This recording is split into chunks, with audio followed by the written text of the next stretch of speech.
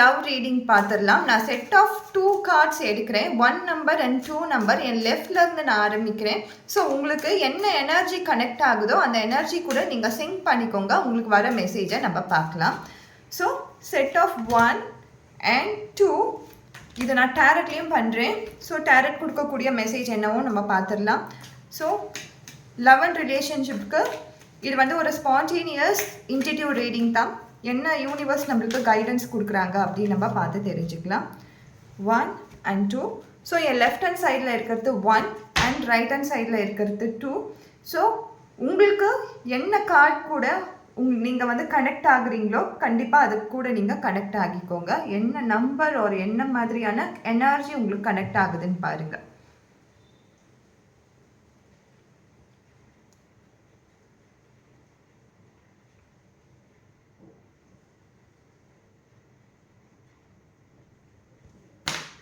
So இப்போ நீங்கள் வந்து ஒரு விதமான சேட்னஸில் இருக்கீங்க, ஒரு பிட்டர்னஸில் இருக்கீங்க, மிஸ்ஸிங் த பர்சன். அந்த பர்சன் கிட்ட நீங்கள் வந்து பேசி ரொம்ப நாள் ஆச்சு, எனக்கு அவங்க கூட கனெக்ட் ஆக முடியுமா மறுபடியும், அல்லது வந்து நான் அவங்கள திங்க் பண்ணிட்டு தான் இருக்கேன், அன்சர்டன் ஃப்யூச்சராக இருக்குது, இப்படிலாம் நினச்சிங்கன்னா கட்டாயம் கொஞ்சம் வெயிட் பண்ணுங்கள். ஏன்னா இன்றைக்கி வந்து நம்மளுக்கு டேரட் கொடுக்கக்கூடிய ஏற்கனவே வந்து இமோஷன் நம்மளுக்கு வந்துருச்சு.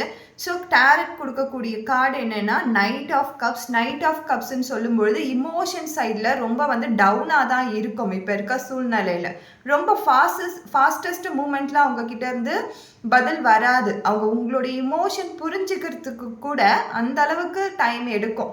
ஸோ நீங்கள் தான் இந்த இடத்துல இந்த ரிலேஷன்ஷிப்குள்ளே நீங்கள் இருக்கணுமா வேணாவான்னு டிசைட் பண்ணும். ஏன்னா அந்த பர்சன் வந்து அப்படி தான் இருப்பாங்க. ரொம்ப ஸ்லோவாக எல்லாத்தையுமே கிராப் பண்ணுற மாதிரி. அவங்களுக்கு லவ் இல்லைன்னுலாம் சொல்ல முடியாது. பட் அவங்க கிட்டேருந்து வர இமோஷன், அவங்க கிட்டேருந்து வர அந்த சைன்ஸ் எல்லாமே ரொம்ப டவுனாக இருக்கும். நீங்கள் எதிர்பார்க்குற அளவுக்கு உங்களுக்கு அவங்க கொடுக்க மாட்டாங்க. ஸோ இந்த பிட்டர் ட்ரூத்தை நீங்கள் புரிஞ்சுக்கோங்க. அடுத்ததாக நம்பர் 2 நினச்சவங்களுக்கு ஸோ ஒரு ப்ராப்பரான கைடன்ஸ் உங்களுக்கு தேவைப்படுது.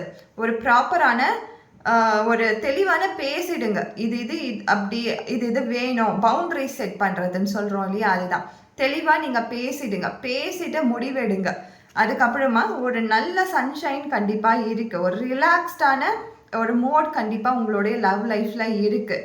பட் அவங்க பின்னாடியே போய் ஓவர் பொசசிவாக எது பண்ணுறாங்க, என்ன பண்ணிட்டு இருக்காங்க, இதெல்லாம் தேவை கிடையாது. உங்களுக்கு என்ன டவுட் இருக்குது, நீங்கள் ஏதாவது தெரிஞ்சுக்கணும் அப்படின்னும் பொழுது பேசி முடிவெடுக்கிறது நல்லது. ஆர்கியூமெண்ட்டை மாற்றாமல் இருக்கணும். அந்த பேச்சுவார்த்தையை ஆர்கியூமெண்ட்டை மாற்றிக்காதீங்க. தேங்க்யூ.